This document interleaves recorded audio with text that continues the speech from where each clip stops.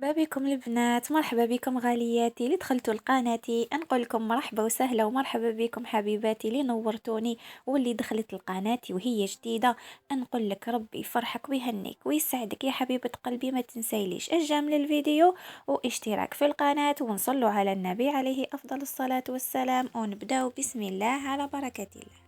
غالياتي انا رايحين نحضروا هنايا محاجب سخونين حارين يلقلقوا.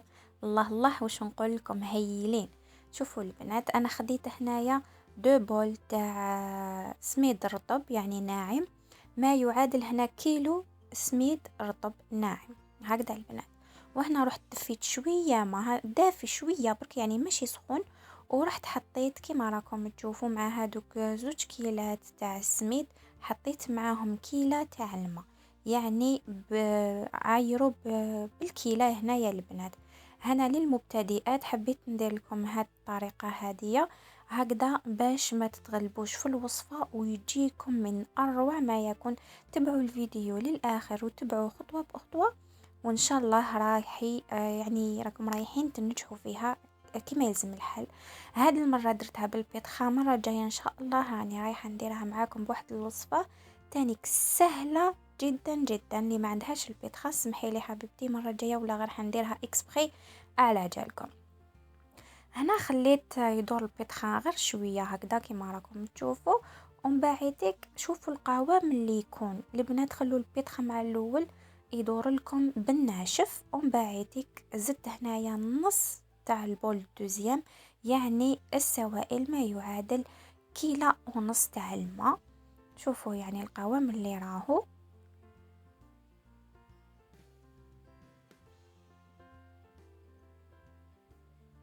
هنا نحي كامل هذاك يعني العجينة اللي راهي في الاخر في العجان، ونحطو في وين رايح يزيد لي يريح، يعني نخليه يريح غير شويه قسمه انا نروح نخدم الحشو تاعي، ومن بعد كي نعاود نولي له.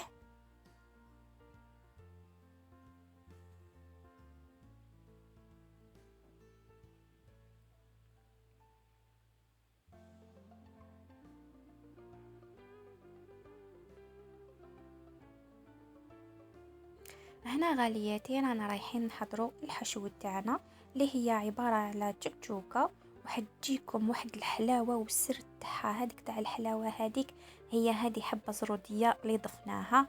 عندي هنايا قس 4 حبات تاع بصل نقطعهم بهذا الشكل، يعني تقدروا اللي ما عندهاش هاد الاداه هذه هذا الروبو تقدروا تقطعوهم بيديكم عادي. وشنو حبيباتي لما نقطعوهم في الروبو يعني ماشي حتى يترحى كامل يا البنات، خلوه شايد روحو شويه.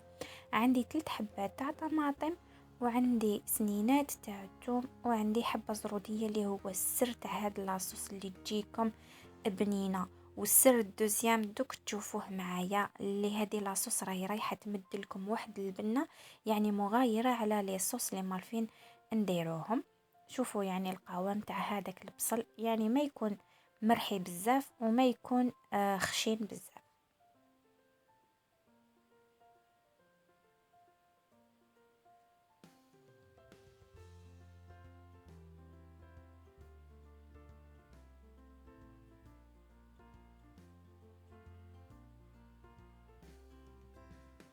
هنا البنات بالنسبه للطماطم كما راكم تشوفوا، اللي ما تحبش الزريعه تاع الطماطيش تقدروا تنحوها.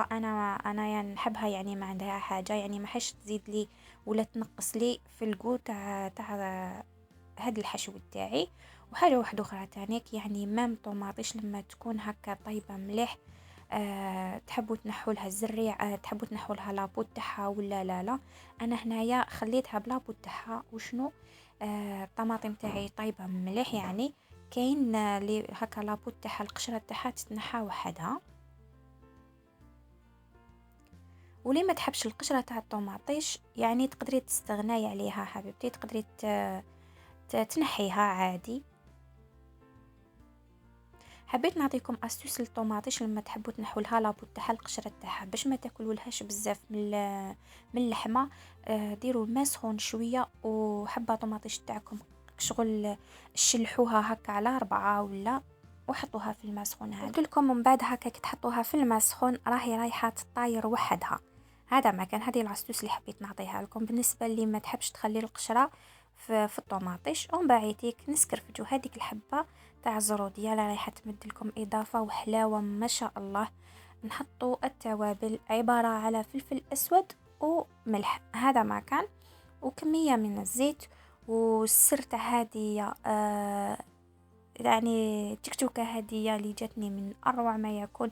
واكيد اللي تحب البنه تاع الشحمه نقول لك ما عليك الا تزيدي تضيفي لها الشحمه هذه تاع الكرشه تاع الخروف، راهي رايحه تمدلك بنه ما شاء الله بنينه بزاف. وتانيك حاجه واحده اخرى، ما راكم رايحين تشموا فيها حتى جو اللي ماشي مليح ولا ريحه ماشي مليحه، فقط تعطيك بنه يعني زياده شويه. هذا ما كان. ونجو لهنا نشوفوا العجينه تاعي، يعني بعد ما زادت ارتاحت لي شويه وتماسكت وشرب لي هذاك الماء اللي كان فيها كامل. هاي لك قدامكم. هنا سرعت العمليه فقط للفيديو البنات باش ما يجينيش بزاف طويل وما تملوش منه. هنا البنات كي كنت نخبط فيه وقعدت نعجن فيه صدقوني قاعد يتبلبل، قاعد يدير هذاك الحس تاعو، يعني قاعد غير يدير لي في البنابل ما شاء الله. لما تشوفوا العجين تاعكم نتوما تدلكوا فيه وهو يترتق ما بين يديكم، اعرفوا باللي العجين تاعكم راه سوا ويخرج لكم من اروع ما يكون. من جهه واحده اخرى هنا هذه الطريقه راكم كامل تعرفوها، لوزتهم بهذا الشكل، يعني درتهم شويه كبار يا البنات على بالكم باللي الحبه تاع المحاجب راهي رايحه ترفد لنا اكثر من الحبه تاع المسمن. نلوزهم هكا، نديرهم شويه زيت ونغطي عليهم. تقدروا البنات هذه العمليه يعني ديروها تمتم، يعني بعد ما تلوزوهم تخدموا بهم لانه العجينه راهي مرتاحه مليح. واللي شافت العجينه تاعها ما عطات لهاش حقها مليح في الماء جاتها شويه العجينه مرفوده روحها، ما عليك الا تلوزيها وتزيدي تخليها تريح هكا باش تعطيك الطوع. ما تخافيش حنونتي من هاد العمليه وما تخافيش من المحاجب، يجوك ساهلين. انا نقول لك جربي هكا هاد الوصفه ان شاء الله تخرج لك مليح. معليش ويلا ما خرجت لكش عاوديها مره وزوج ثلاثه، ما تخافيش منها. ونقول لك ان شاء الله تنجحي فيها. كامل كنا هكا في بداياتنا والحمد لله دوكا تمكنا ولينا نعرفوا وما زلنا نزيدوا نتعلموا على كل حال. هذه البنات استيوس تانيك واحده اخرى حبيت نقول لك حبيبتي، ما عليك الا تجيبي ورق الطهي كيما راكي تشوفي وخدمي عليه، راهي رايحه تسهل لك العمليه هكا ويجولك شابين ما شاء الله كيما راكم تشوفوا قدام عينيكم.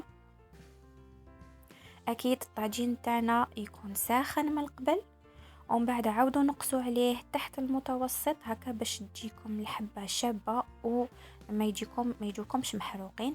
بالنسبه يعني كي تشوفوا حبه هكا تقطعت لكم قبل ما تدوروها ما عليكم تجيبوا كميه غير قليله تاع العجينه وتفتحوها وتغطوا هذوك المكان اللي يكون محلول هكا باش لما تقلبوا الحبه تاعكم ماهيش رايحه تفتح لكم لو رايح يسيل لكم هذاك الحشو. هذه كتدبيره فقط، انا تعمدت اني نخلي هكا ما نحي حتى مقطع هكا باش نفيد اخواتي وسختوا المبتدئات ولا اللي تكون عروسه جديده ولا. هذه هي حبيبتي، ان شاء الله تجربي الوصفه، ان شاء الله تعجبك الوصفه تاعي وان شاء الله تجمجمي لي وما تخرجيش يعني حتى ديري لي جام. حبيبتي شهيتكم في الجنه، جربوهم، نحبكم بزاف، نبقيكم بسلامه. السلام عليكم ورحمه الله وبركاته.